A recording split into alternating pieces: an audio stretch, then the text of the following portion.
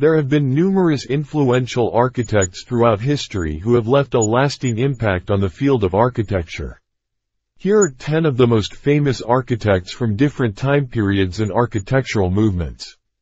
But before we start, we must remind you to subscribe to the channel if you are not a subscriber and support by commenting or liking. The number 1. Vitruvius.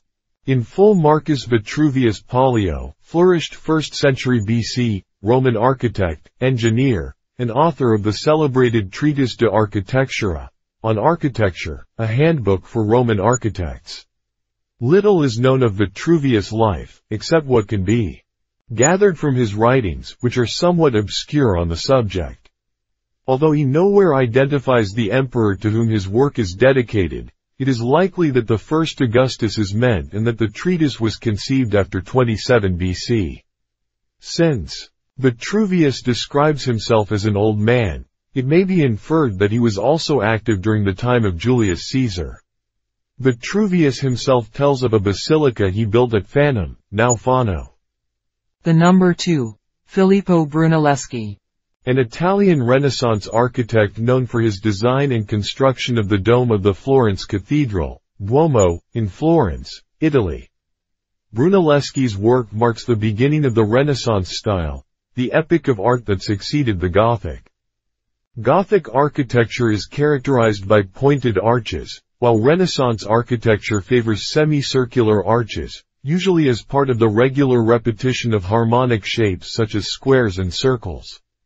Brunelleschi's most famous work, the Dome of the Florence Cathedral, is still Gothic in style but represents the culmination of a building begun in a different period, towards the end of the 13th century. Going through Florence roams and visits the most important churches of the city, one can understand how strongly Brunelleschi influenced the architectural style. Alongside his work as an architect, a modern term that describes his activity to some extent, Brunelleschi spent his life inventing lifting machines, designing fortifications for Florence and other cities, creating levitation devices for stages, and devising a ship to transport marble across the Arno from Pisa to Florence and had to watch it sink on its first voyage. The number 3. Antoni Gowdy. A Catalan architect known for his distinctive and highly imaginative architectural style, best exemplified in the unfinished Sagrada Familia in Barcelona, Spain. Antoni Gowdy was born on the 25th of June 1852 in Reus, according to some biographers. Although others claim that he was born in Riudoms, a small village near Reus where his family spent their summers. He came from a family of boilermakers, a fact that allowed the young Gowdy to acquire a special skill for working with space and volume. As he helped his father and grandfather in the family workshop, his talent for designing spaces and transforming materials grew and prospered until it eventually metamorphosed into a veritable genius for three-dimensional creation. The number 4. Frank Lloyd Wright. An American architect known for his organic architecture philosophy, with iconic designs such as Fallingwater and the Guggenheim Museum in New York City. Frank Lloyd Wright was born in Richland Center, Wis. On June 8, 1867, the son of William Carey. An American architect known for his organic architecture philosophy, with iconic designs such as Fallingwater and the Guggenheim Museum in New York City. Frank Lloyd Wright was born in Richland Center, Wis. On June 8, 1867, the son of William Carey. Wright, a preacher and a musician, and Anna Lloyd Jones, a teacher whose large Welsh family had settled the valley area near Spring Green, Wisconsin. His early childhood was nomadic as his father traveled from one ministry position to another in Rhode Island, Iowa, and Massachusetts before settling in Madison, Wisconsin, in 1878. Wright's parents divorced in 1885, making already challenging financial circumstances even more challenging. To help support the family, 18-year-old Frank Lloyd Wright worked for the dean of the University of Wisconsin's Department of Engineering while also studying at the university. But he knew he wanted to be an architect. In 1887, he left Madison for Chicago, where he found work with 2 different firms before being hired by the prestigious partnership of Adler and Sullivan, working directly under Louis Sullivan for 6 years. The number 5. Le Corbusier. Charles Edward Jeanneret, a Swiss-French architect and urban planner who pioneered modern architecture with his functionalist designs and urban planning principles. Charles-Édouard Jeanneret grew up in Les Chaux-de-Fonds, the son of a watch engraver and a music teacher. Before turning to architecture, inspired by a teacher, he began an apprenticeship at the Kunstgewerbeschule. After completing his education, he embarked on an educational tour of Europe. It was in the Mediterranean that he discovered and studied the classical proportions of Renaissance architecture. In Vienna and Munich he immersed himself in the young arts and crafts movement. He learned how to build with reinforced concrete in France from the pioneer Auguste Perret. In 1920, after a long apprenticeship, Jeanneret reinvented himself as Le Corbusier and began developing his very own style. The number 6. Ludwig Mize van der Rohe. A German-American architect known for his minimalist approach and famous for the phrase, "less is more." His notable works include the Barcelona Pavilion and the Seagram Building. Mize, born in 1886, moved to Berlin early on, where he worked in wood and furniture construction from 1905. In 1908 he moved to the office of Peter Behrens, the trendsetter of objective architecture, at the time, where the future visionaries Walter Gropius and Le Corbusier also worked, initially influenced by the forms of neoclassicism. Mize, also in confrontation with contemporary trends such as expressionism and constructivism, gradually developed an independent language that focused on the quality of the material, space and variable usability.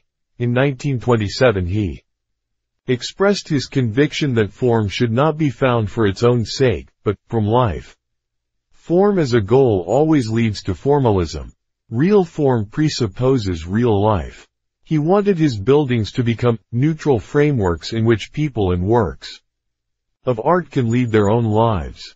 As a minimalist, he made the phrase, "less is more," something of a battle cry. The number 7. Zaha Hadid. A British Iraqi architect recognized for her visionary and unconventional designs characterized by fluid forms, such as the Guangzhou Opera House and the Haidar Aliyev Center.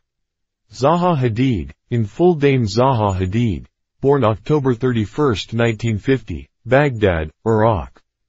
Died March 31, 2016, Miami, Florida, U.S., Iraqi-born British architect known for her radical deconstructivist designs.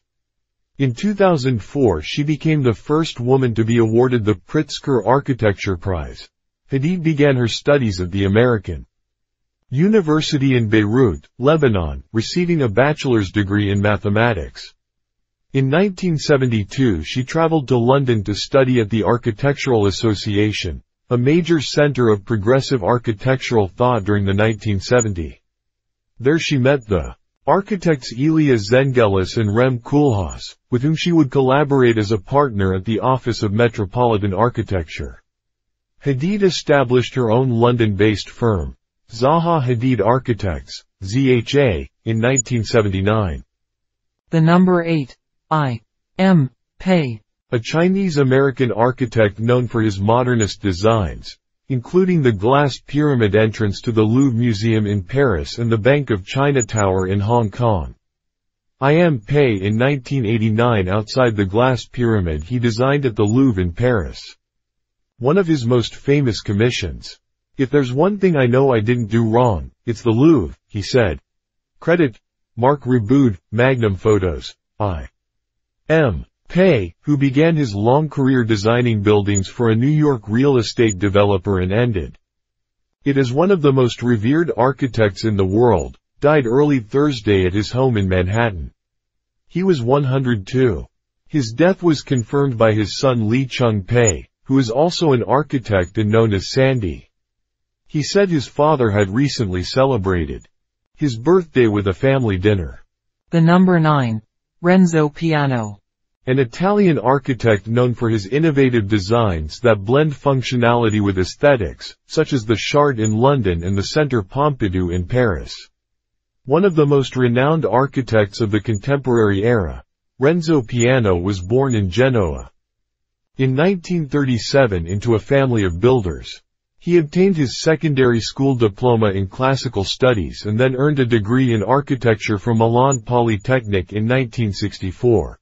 Following his university studies, he gained experience in Philadelphia and London, and the London experience in particular became a determining factor in his professional development, as Jean Prouvé assigned him the role of president of the project commission for the Centre Georges Pompidou. The number 10. Jorn Utsan. Born April 9, 1918, Copenhagen, Denmark. Died November 29, 2008. Copenhagen, Danish architect best known for his dynamic, imaginative, but problematic design for the Sydney Opera House in Australia. Utsan studied at the Copenhagen School of Architecture, 1937-42, and then spent 3 years in Stockholm, where he came under the influence of the Swedish architect Gunnar Asplund. He also studied in the United States, and, for a 6-month period in 1946, he worked in the office of the Finnish architect and designer Alvar Aalto. Among his important early works were 2 houses in Denmark, his own at Hellebæk, 1952, and another at Holt, 1952-53. These architects have significantly shaped the field of architecture and left a lasting legacy with their groundbreaking designs and philosophies. Here we come to the end of the video. We hope you liked the video, and do not forget to subscribe to the channel.